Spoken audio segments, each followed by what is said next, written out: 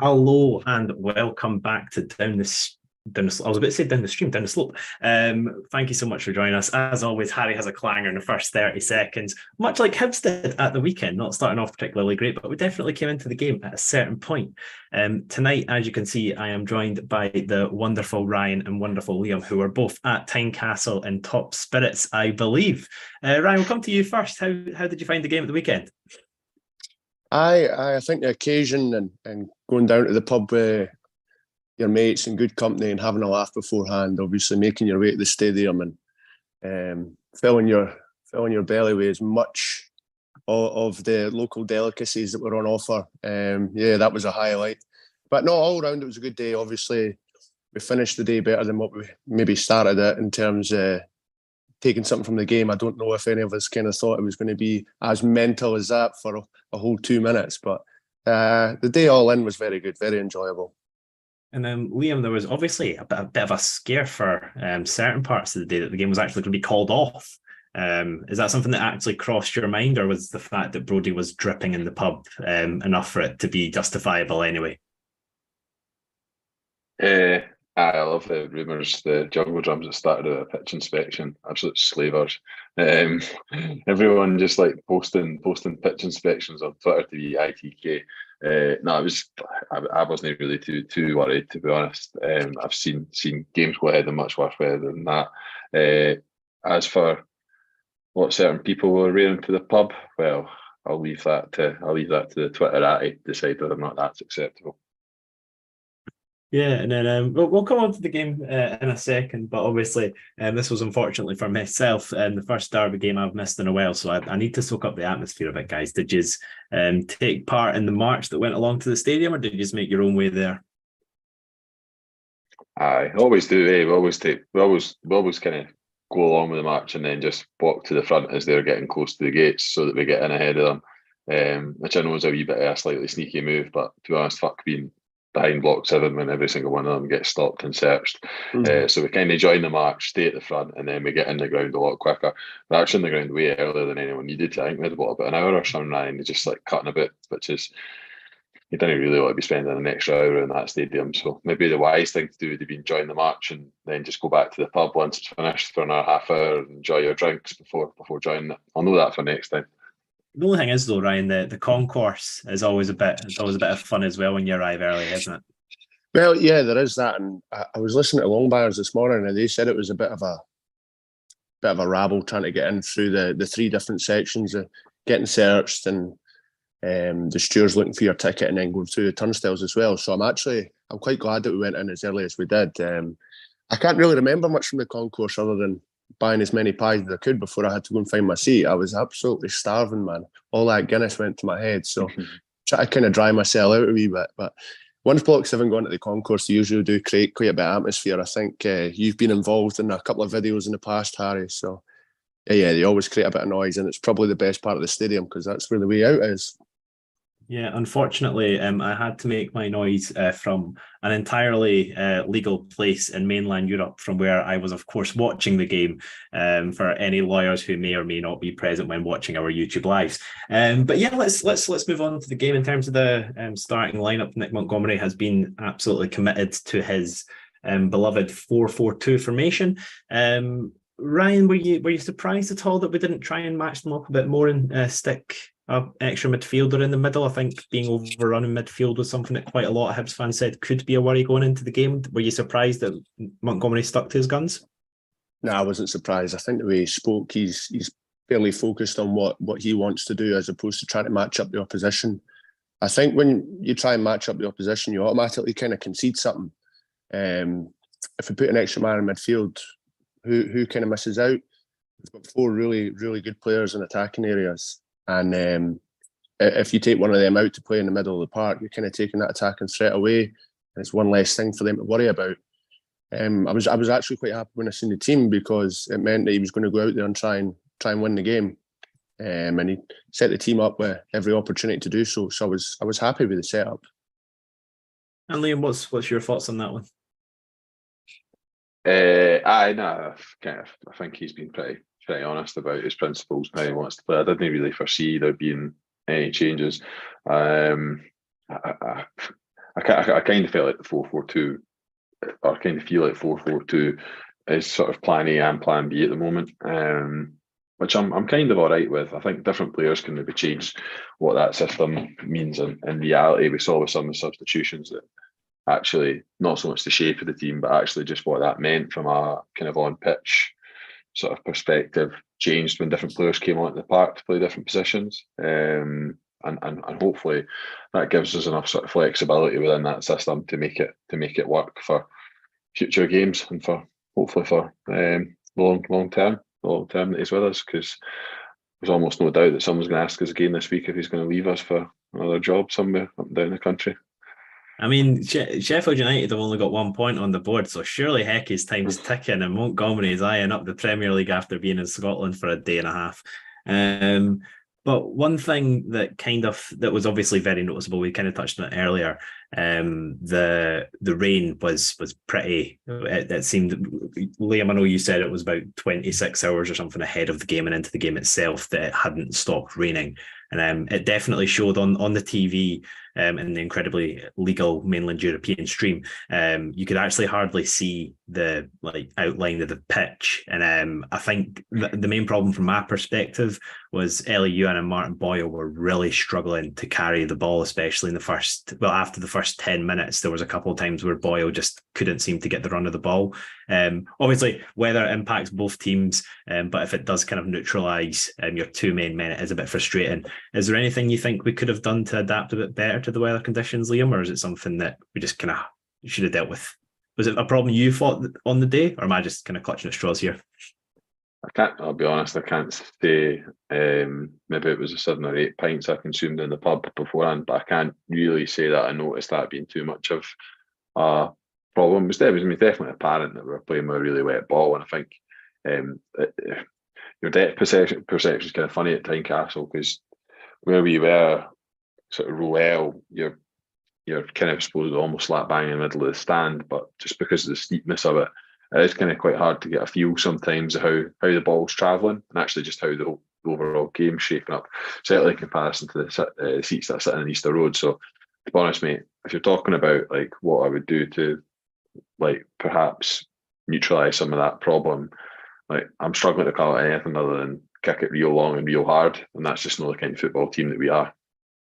Yeah, and I actually think that could have been a solution, but for me personally, I think Christian Doidge struggled. I would say that's his first, in my opinion, bad performance of the season.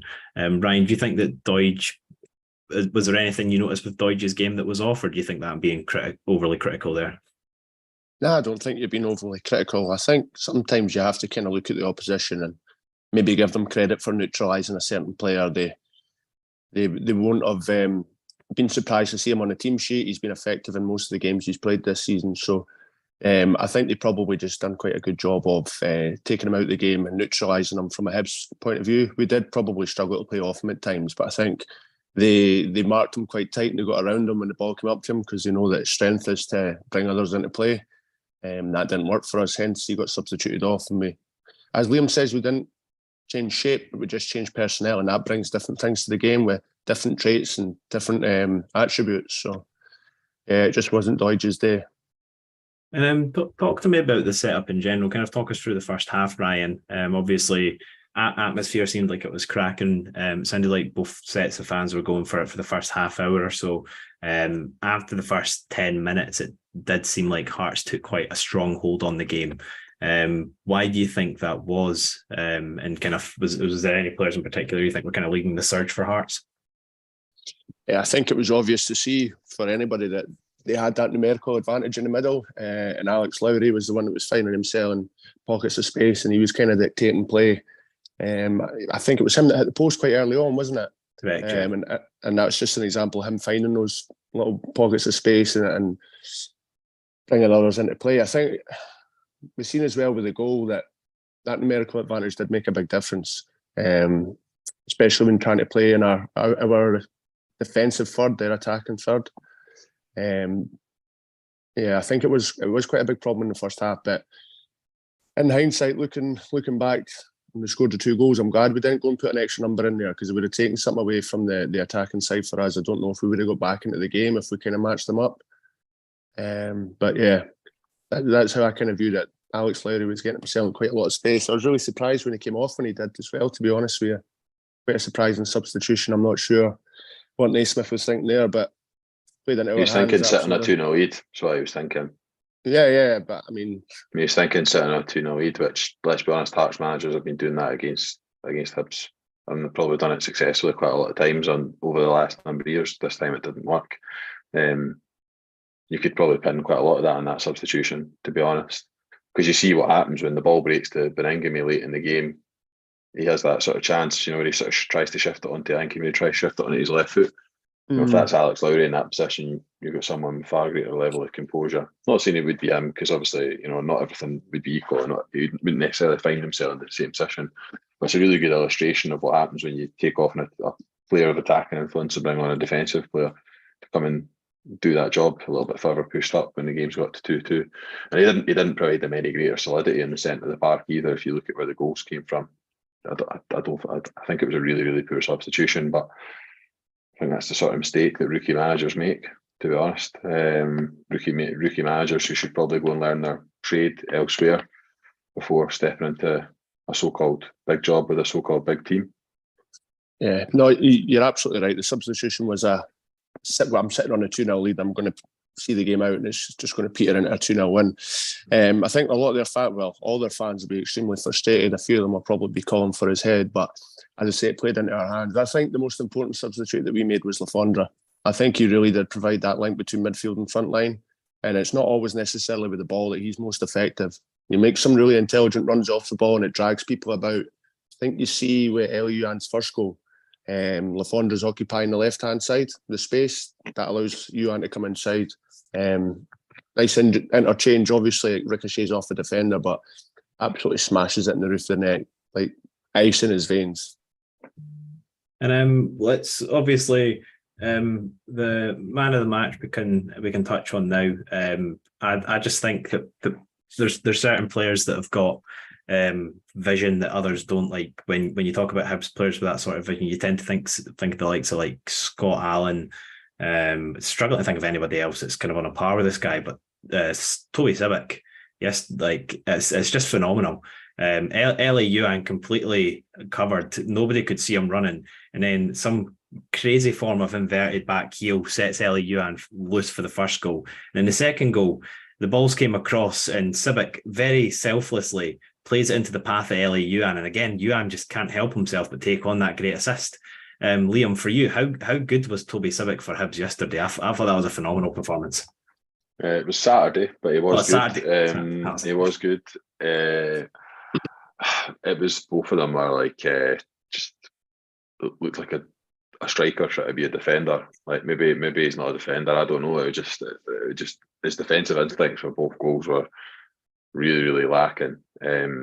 He's clearly quite an athletic player, and he's obviously had a game or two against us where he's been quite good. But as a centre half, or even as a right back or right at a back three, I think to me, the limited amount of time I watched him, and look, Hearts fans will know better. I'm not a subject matter expert on Hearts.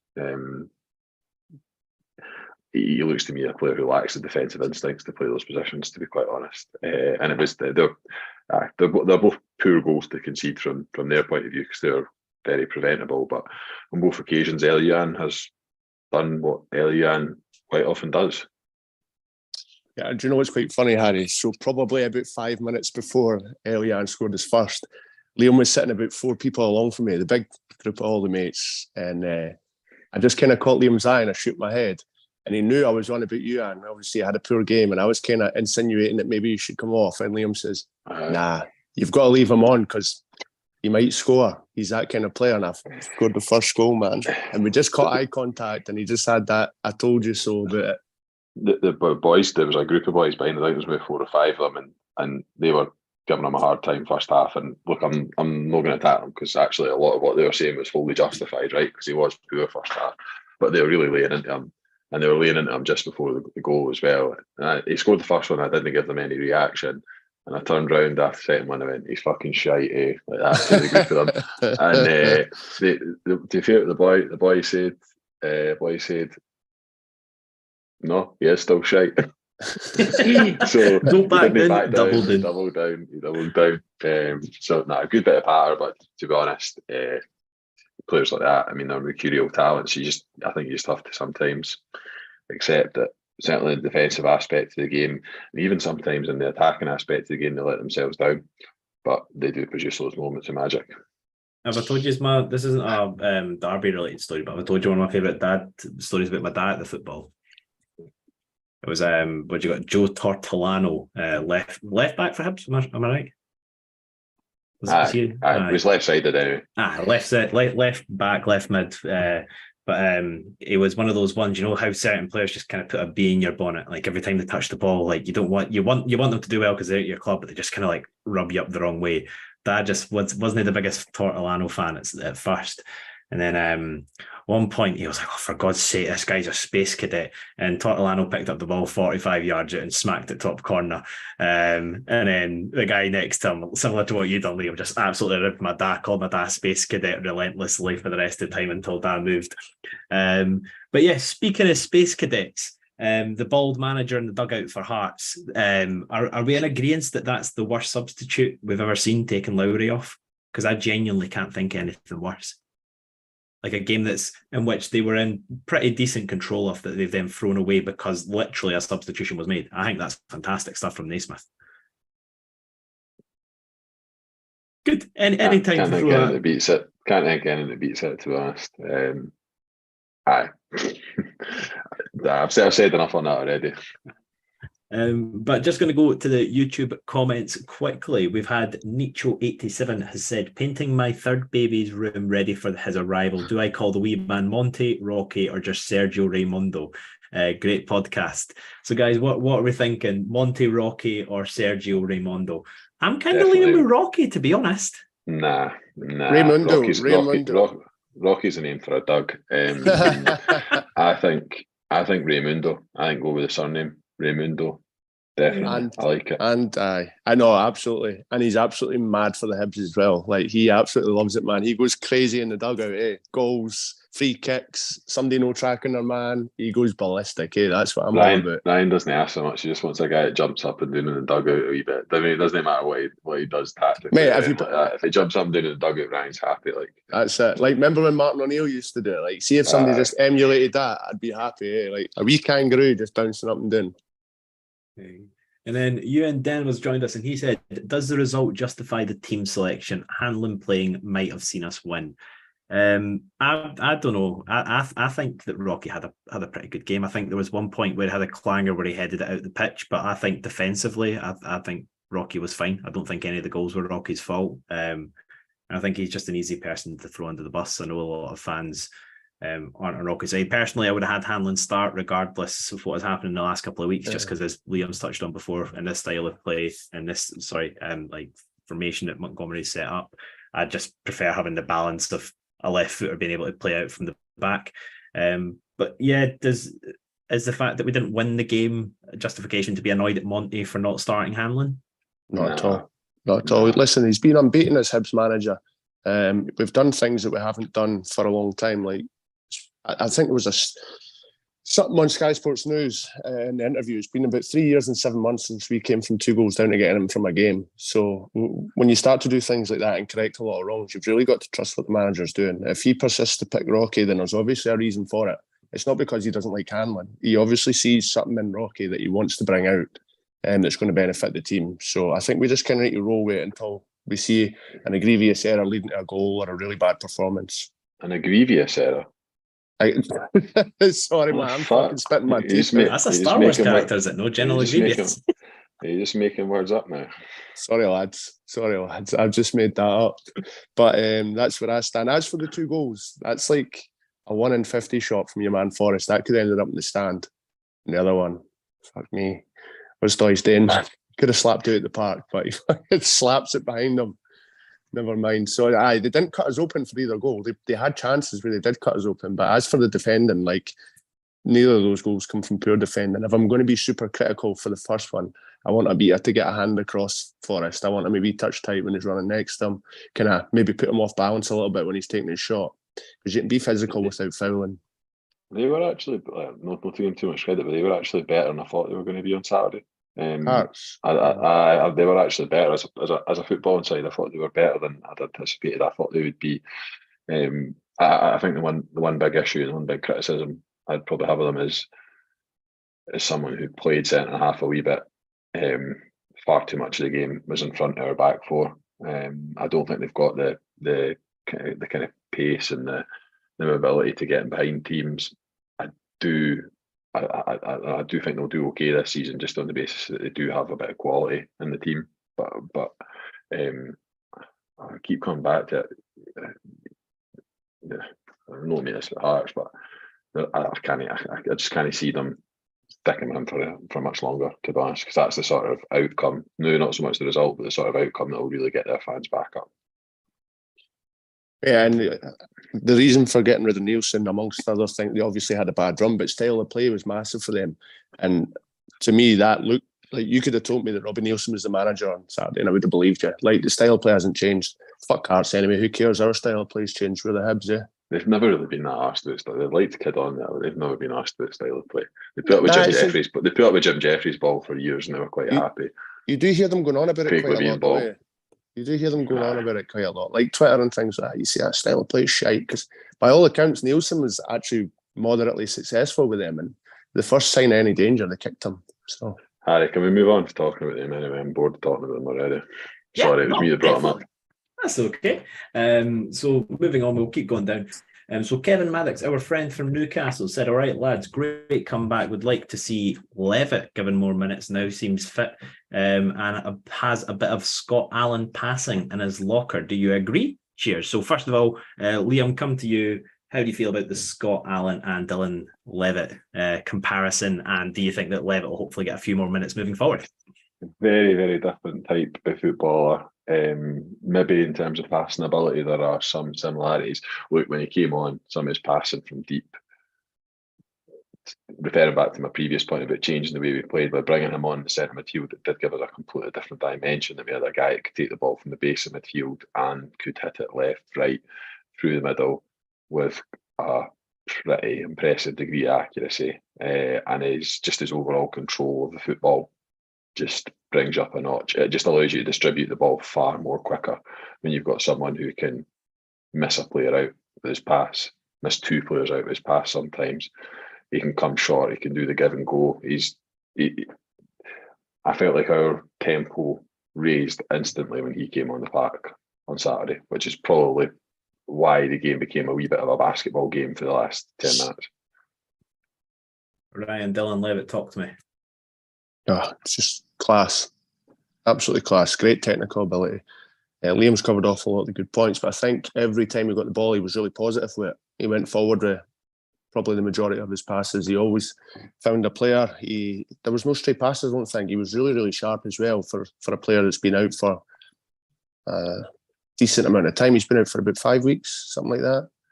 But anyway, he looked really sharp. He made a difference in an attacking sense, and I think he could be really impactful for us going into a busy period now, obviously having Rangers and Celtic on the bounce. But yeah, I'm looking forward to seeing what he can do for us in a kind of more permanent role, like starting games, and obviously him and Neil complement each other quite well. So yeah, I'm looking forward to that. Yeah, and just for me personally, I just think that Dylan Levitt's a bit of a calming presence. I think the players around him just seem to be a bit easier. Not saying that anybody that went off in place of him is the cause of them not being at ease, but I just think the way he controls the ball, he just seems to, you know how some players seem to take their time even if they're really quick on it. Just seems like time slows down when he gets it. I don't know if that makes any sense. I'm just talking at my arse. But I like Dylan Levitt, and I was happy he was on the pitch. I do think that we've definitely got a player there.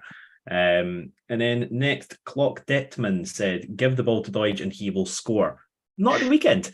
Hibs Ramble said, "Hello lads, hello." They did an episode with Lewis Miller last week, our Australian right back. Give that a listen if you get a chance. It was very good. It was throwing up some pretty funny signs as well. So you'll definitely get a kick out of that. Welcome, it was boys. Very good. Lewis Miller seemed like a really good guest as well. So fair play to him. He was quite open, and you seen his personality coming through.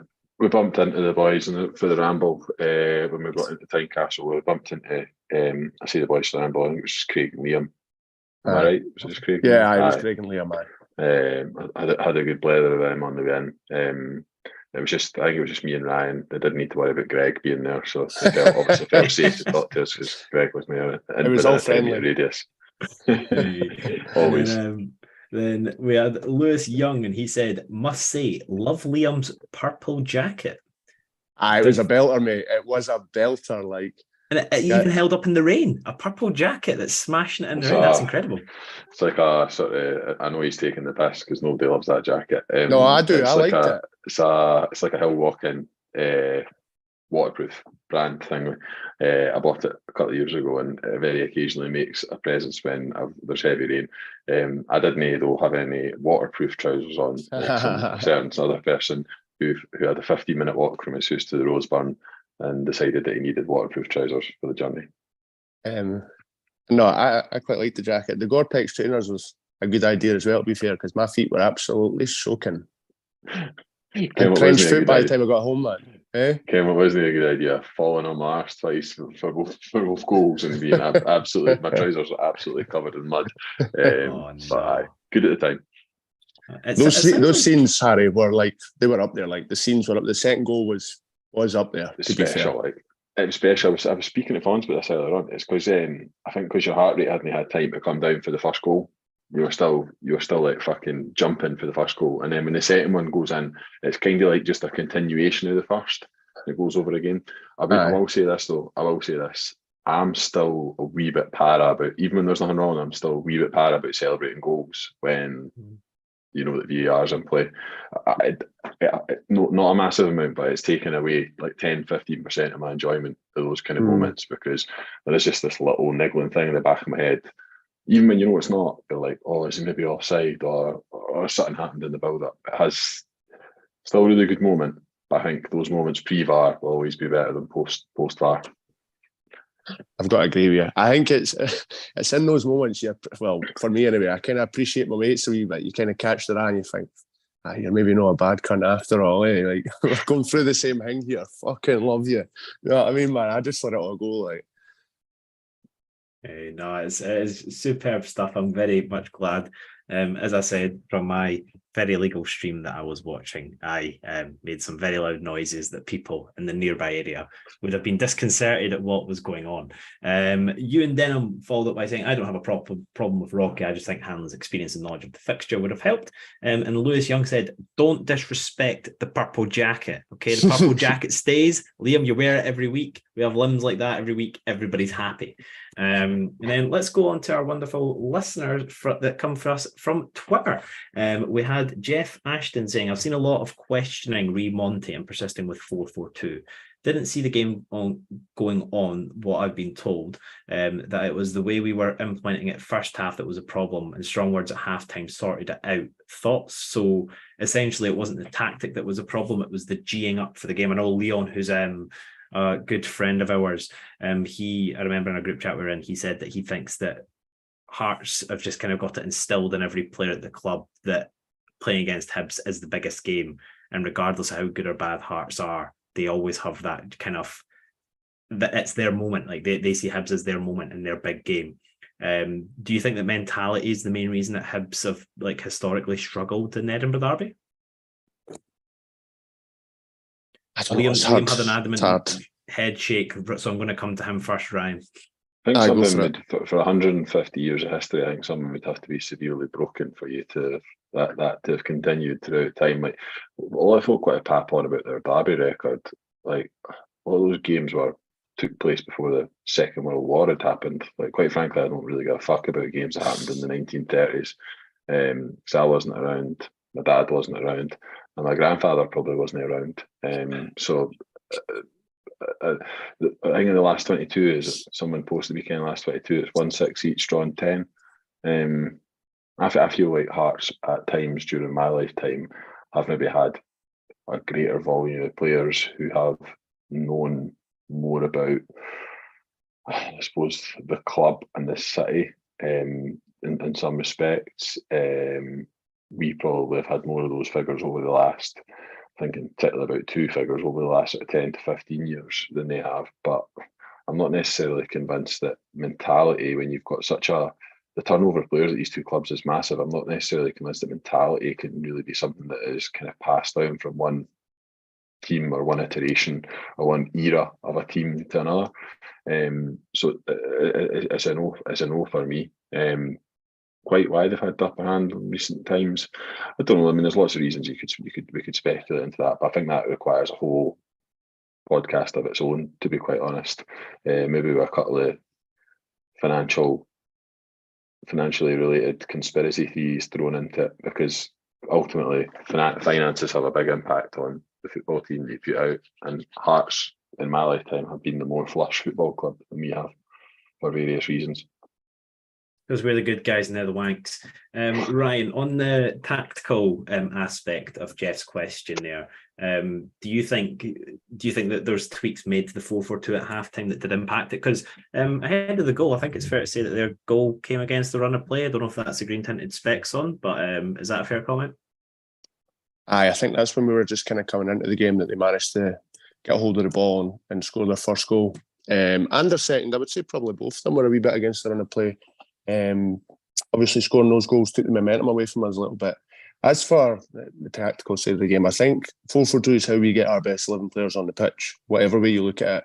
And in order for us to win games of football, we need to have our best 11 players on the pitch. We don't have massive strength and depth. It's better than it has been over the last few years, but we still need to get our best attacking players on the pitch. It just happens to be 4 of them. So the tactic in order for us to kind of play in that way is to play 4-4-2. I know there's a wee bit of to and fro about should Hanlon play at left centre half, etc. But as I say, I just want the best 11 players on the pitch in their correct positions, and I think you can see over the last 5 games that's what's happened. And another player that I think actually had a big impact on the game, and I think who was it that said it? Where's their name? I've lost it. There we go. Liam Young. He said, "Is Dylan Vente the hardest working striker we've ever had? He ran himself into the ground on Saturday, the catalyst to the comeback for me." I think that his work rate, I think, is superb. Brian, you're wagging your finger. You're looking. I told you all 2 weeks ago. If you get an opportunity, watch how hard he works. He's a machine. He's an absolute machine. He knocked his pan in on Saturday. Absolutely knocked his pan in.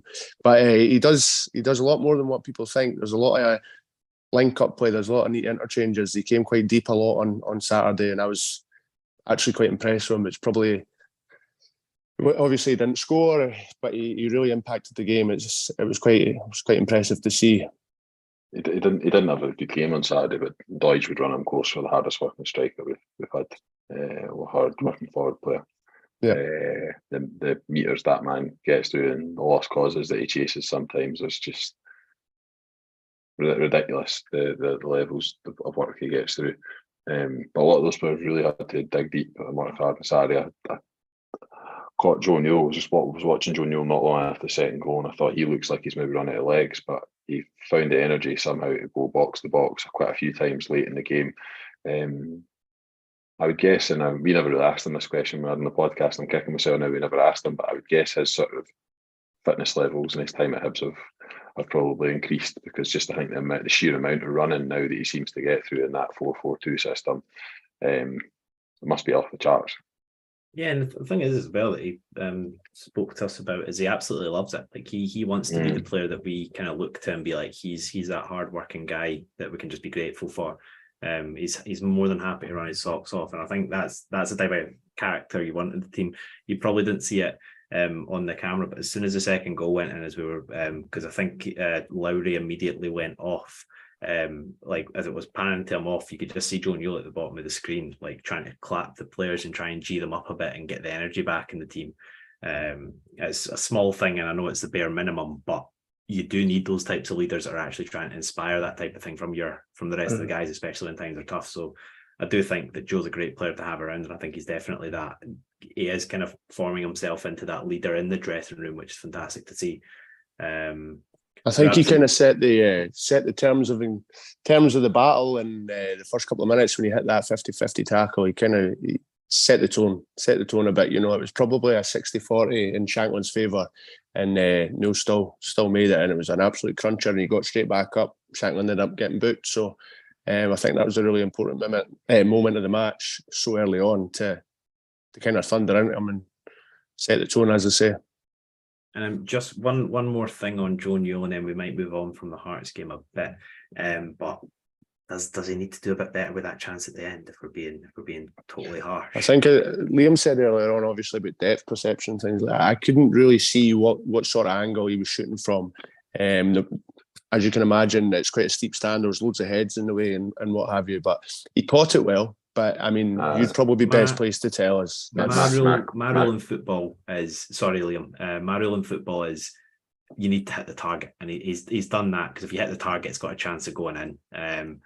But I really when you didn't watch it see back, properly. it's straight at the keeper, and it's a high pressure situation. He's not the player that you bring in the team to score loads of goals, so I'm not saying throw him under the bus. But in a game of that magnitude, it just would have been unbelievable if he'd managed to pull it off. But yeah. My I said at the time, my take on it, and I haven't seen it back, in all honesty, but my take on it at the time is he needed to go across the goalkeeper. I think in that scenario, when you're on your left foot at that angle, go across the goalkeeper, and at the very worst, what you force him to do is palm it back out into a dangerous area.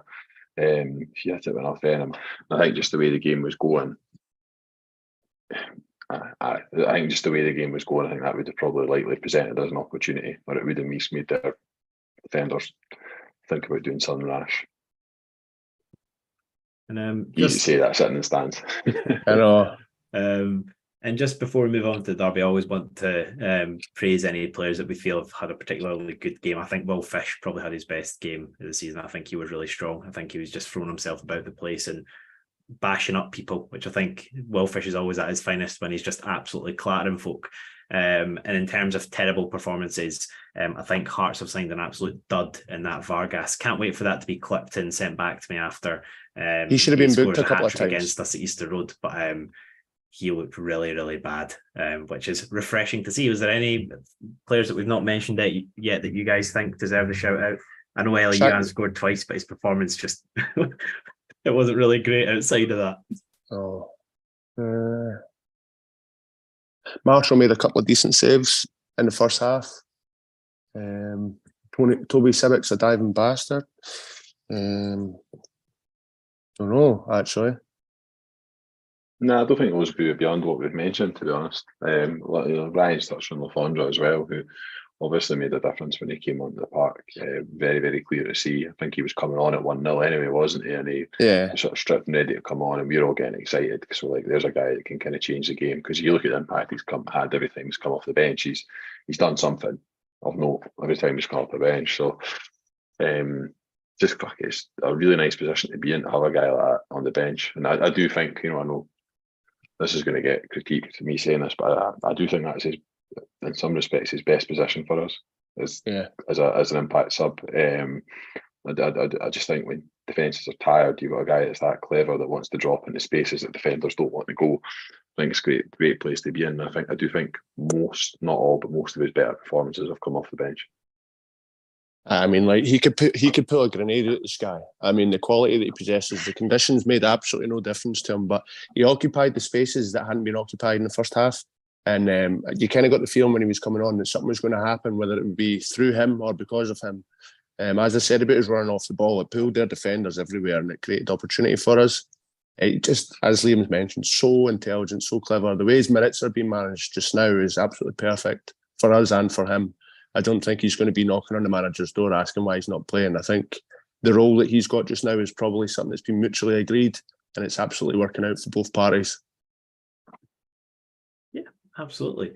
And speaking of, I think Liam made his answer pretty clear.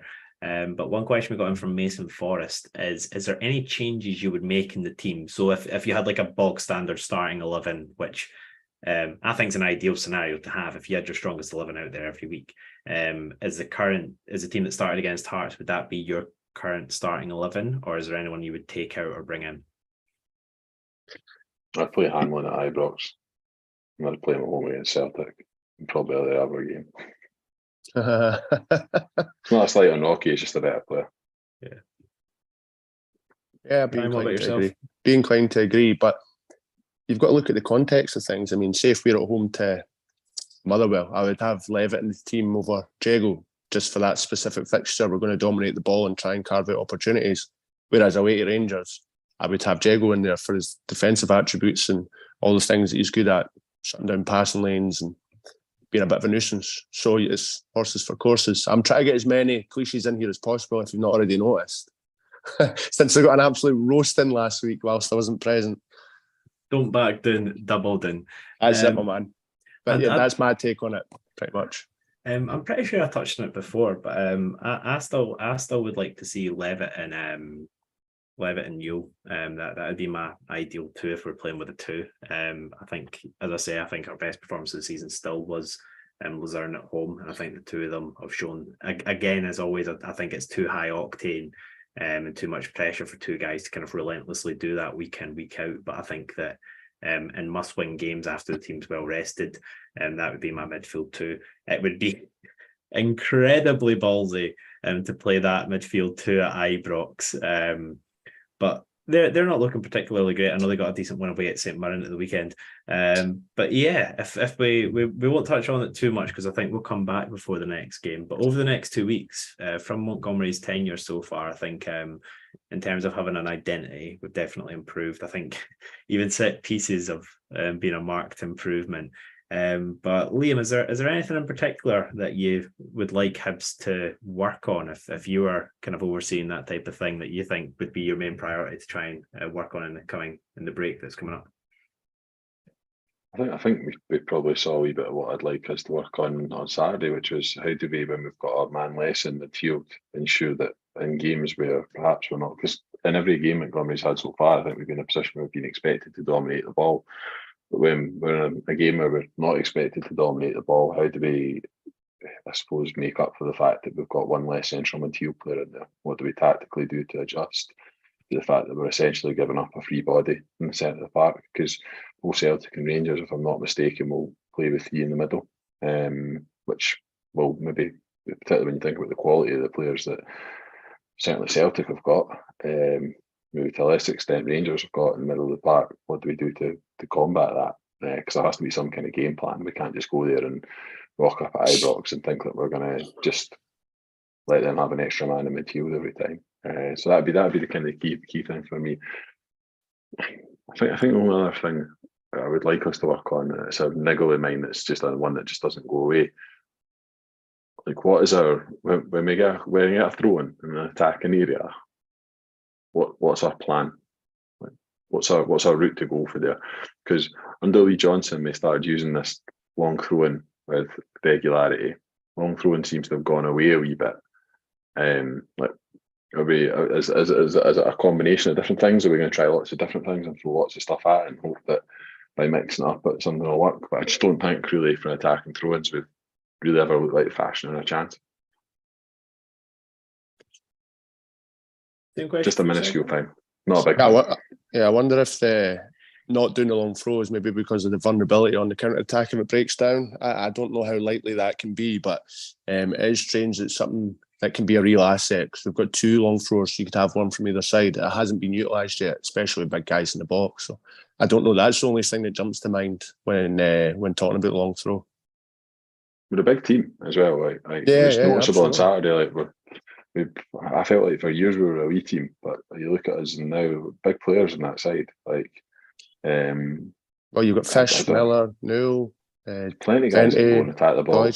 Dodge when he's on the park. I mean, even Joe Newell's not small. Do you know what I mean? Yeah. It's a bigger side than we've been, I think, for what feels like maybe quite a long time, maybe since we sort of played the 3-5-2 under Stubbs, where we had three centre backs in the team pretty much permanently. Probably not so much under Lennon. I didn't feel like that was a big team under Lennon necessarily. But anyway. Harold? Do you want me to tell you what I think we need to do better? Yes, go on, please. Yeah. So probably, again, just defending in wide areas. The two goals came from defensive wide areas. It's no slight on the people that are playing in that position. I think it's a collective kind of. I've heard people saying they don't really want their wingers to defend, but at times in the game we're going to have to ask them to help out, and we can't be exposing our fullbacks 2-on-1. So I think it would just be kind of stopping the ball at source, working hard to stop crosses, and be a wee bit more, because we can be physical without giving fouls away. I'm going to use the Alan Forrest goal as an example. If a beater just kind of gets an arm across and it gets touch tight, You know, it makes a world of difference. It might be enough to put them off balance or distract them. So again, that's probably been my bugbear for quite a long time. Better in the wider areas defensively. I don't actually know what I'd want to work on, if anything, to be honest. I think I think these are both spot on. I think team cohesion, I think, is going to be a massive thing for Montgomery's system to work. I think that's what we saw from the reports after he got announced as Hibs manager. Everybody was just saying that he kind of brings a bit of an aura about him, kind of similar to what Ange brought to Celtic. So I just think as long as he keeps carrying on the same way that we're going, I think the club will be good. As I always say before the big games, that we're playing away to Celtic and away to Rangers, or home to Celtic, away to Rangers. I always think that we just shouldn't read into it too much the first time we play them. I think they spend a lot more money than us, and on that basis, their players are typically more talented in terms of natural skill. So if we do play this new system against them and they find a lot of domination of the ball and find a lot of holes in our defence, it's something we have to live with and hopefully amend for the next time we play them. It's not the type of thing that I think if we get beat 4-5-0, we have to try and want Montgomery out. I think it's just something that we have to have a bit of patience for. I know Liam hates that mentality. No. I do hear where you're coming from. I think the Rangers fixtures, especially, I think timing's really important. And to be honest, I would love to have played them on Sunday there. Talked a lot about the timing of the Old Firm games when we played the Old Firm teams being important in previous seasons. I think Sunday there was the opportunity to get them. That they were at a low ebb. Things obviously didn't quite fall for St Mirren. Maybe if they hadn't had that sending off penalty, then things might have worked out differently. I think we'll play them again with a new manager. I think that's the second time we've played them first up after a new manager. I think that's less than ideal, to be honest. You really want to get them when they're still sort of trying to get their ducks in a row. And I think Celtic will just be tough, regardless. It'll be tough, but Brendan Rodgers not got a great record at East Road. I think the only thing I'd say is both those games back to back. I think we need to show the manager the same backing that he's been getting up to now, even if those two games don't go our way. I think expectations need to be kind of set accordingly. That these are two clubs that have been in the Champions League last season. It's going to be very, very difficult for us. But I don't know. Something about Montgomery makes me feel like you'll get that back, and I've seen a lot of my manager, my gaffer, from people who are maybe some of the harder to please people in our support, which makes me think he's going to get the time back and that he needs to be successful. I think there's a way that we help. Yeah, absolutely. I think there's a way that we can come out of these three fixtures with a little bit of positivity intact. I mean, if we can go to Ibrox and even take a point from that, and then a decent performance against Celtic, but even if we lose, I think that leaves us in a kind of good place going on to the next round of fixtures. I think kind of unscathed is what I would say. You're not going to Ibrox and getting scudded and then shipping 4 at home to Celtic, and we've already taken the point at Tynecastle. I think we would have seen something completely different under Lee Johnson, just the way that things were falling at the time. So yeah, I think there is a way that Montgomery can come out of these 3 matches having probably learned quite a bit for the future. From sort of Halloween onwards, if memory serves me correctly, I think the fixtures are really kind to us. There's an opportunity to stitch together a really good run after that. We're playing kind of mostly clubs that are either in the bottom 6 currently, or you'd expect to probably finish the season in around the bottom 6. I think it's a massive opportunity before the games get tough again at Christmas for him to put together another wee run. He can go through that period unbeaten, as he's managed the first 5 games of his tenure. 5 games unbeaten. 5. I think that stand us in really good stead going into January. As every transfer window is, it's a big transfer window. Because every transfer window, every manager has is big, but I'm sure he'll be already thinking about some targets and some players he's got in mind to come in and help us. So I'm feeling really positive. I know my tone of voice maybe doesn't sound like I am. After Saturday, I kind of got my faith is still very much intact. And that was probably the first. I'm kind of gutted it's international break. Kind of gutted. That momentum, I would say that's probably his first major kind of hurdle, isn't it? Obviously, the game at home to St Mirren, but it was a different proposition altogether. It was a different task, but As for January, I'd actually be really interested to see maybe what loan players he decides to bring back and integrate into the squad, because we do have some good talent out on loan. So be very interested to see what he does with that, and also who he's looking at. As Liam says, he'll have his targets identified, or at least McDermott will be doing that at the minute. And the good thing is, in terms of his budget for January, obviously we're going to have the extra funding following a cup win. So that's always good to know that that's going to be in his pockets as well. But yeah, no, in terms of YouTube comments, just a couple other ones came in. Rab C. Nesbitt joined. Thank you, Rab, for joining us. And Marcus Calderon, what a guy, said Miller made Kingsley look absolutely silly on that side before he got stretchered off. Yeah, fair. And then Forgot about that. Yeah, he was running about the place. Long Bangers said, "Evening lads, where do you stand on the manager sticking with the system and backing it to work versus horses on courses approach?" Ryan, I think that one's probably directed towards you. Nah, I think you just, like, every manager's got a plan B. We've probably not seen it yet, but every manager has a plan B. But I think getting really, really good at your primary formation and your initial style playing identity, which is what we've all been screaming out for, is the way to go about it. We've seen Lee Johnson chopping and changing continuously. And it kind of, as you said, Harry, it throws off the cohesion a little bit. But I think you get really, really good at your main focus. And then after that, your plan B can be used as and where necessary.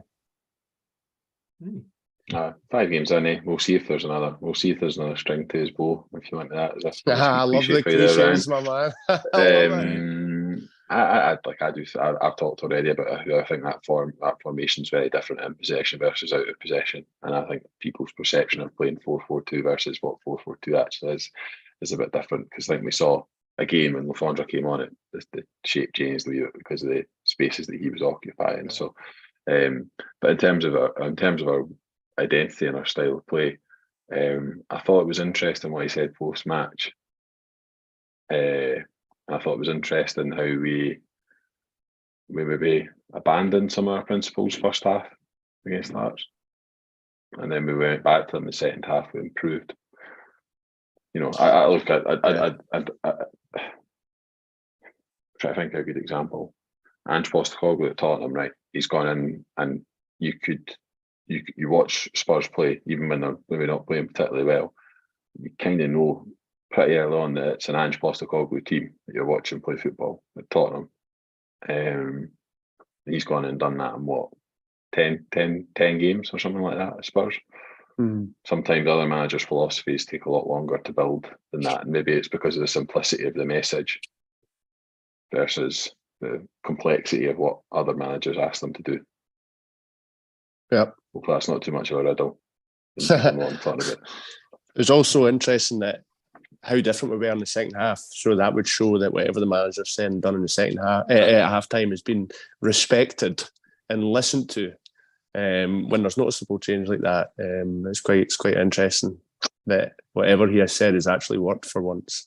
It's been a long time since I've seen anything positive come in the second half after being 2-0 down. So,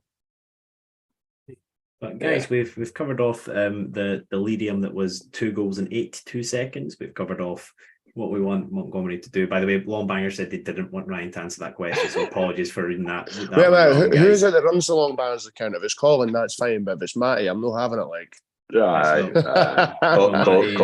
Colin's the sound one, to be honest. Colin's the best. Colin's the sound one. John's all right as well, but I'm not having Matty. John's all right. John's all right. The Hibs fan chief supremo, or whatever they were calling him the other day. I thought it was a bit. No having very him. Good. The comments are now reeling in, Harry. I've got one now. To Liam's point, I'm very much in the hard to please camp, very much a fan of the new manager. That being said, plan B cannot be plan A in big games, sacrifice in the middle of the park in big games. I think that's fair, Craig. I think that's absolutely fair. Sorry, I'm taking over hosting, Harry, but I'm seeing these comments come through, and we were talking about wrapping it about 10 minutes. That's all right, mate. Well, Craig, I would read out your comment, but Liam just done that and answered it. So thank you, Craig, without a surname. And then Rab, who joined us a bit earlier, said hi, Rab. He said January window out. Anybody you would be hoping to go out?